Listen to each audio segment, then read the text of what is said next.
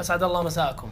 اليوم بالدورة كان في نقاش عن موضوع الحيادية والموضوعية في الإعلام بشكل عام والبرامج الوثائقية بشكل خاص.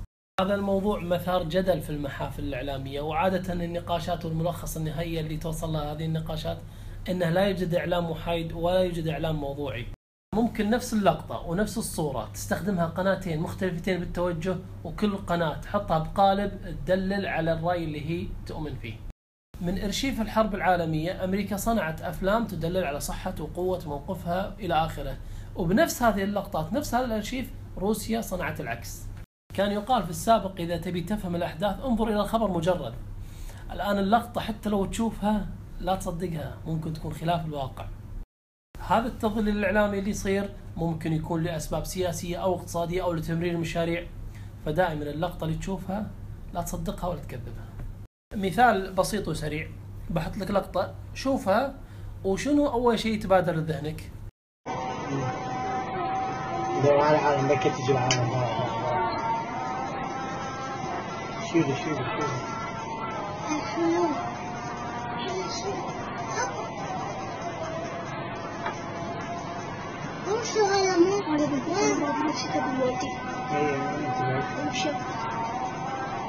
اللقطة عبارة عن سيارة قاعد تحترق، يظهر أنه صاير في تفجير وضحايا على الأرض واللي قاعد يسعفون الجرحى.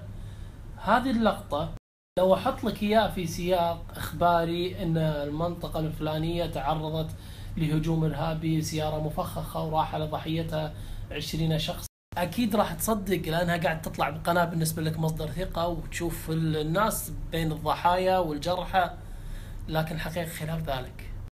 عشان تتأكد أنه خلاف الواقع خلنا أعرض لك الجزء اللي أنا أخفيته عنك، القناة أخفتها عنك أو المصدر أخفاه عنك عشان تقتنع وتصدق. بعرض لكم الفيديو هذا نفسه لكن بدايته كيف حدث من البداية عشان تتأكد أنه خلاف الحقيقة. وتدخن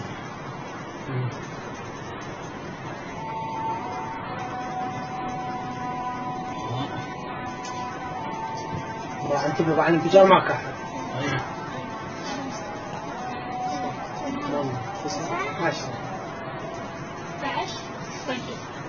شوف ما كحل بس انتبه للقطة بعد. إذا أنا منتبه تبعتها ومنتبه بعد حيجي 14 حيوان بعد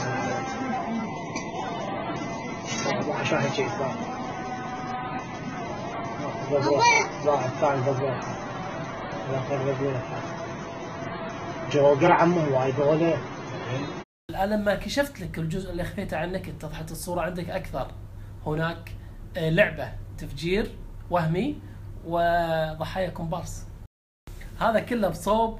والمصيبة الأكبر أنك تصدق شيء ينتشر في شبكات التواصل وما له مصدر، فوق هذا تتحمس وتنشره. عشان كذي أنا قاعدتي في الإعلام كثير من الأخبار مثل الإسرائيليات، لا أصدقها ولا أكذبها، لكن المصيبة اللي يتحمس لها ويدافع عنها وينشرها. التضليل الإعلامي فن، والتشويه الإعلامي فن آخر يمكن تشوفونه أوقات الانتخابات، لكن احذر أنك تصدق كل شيء.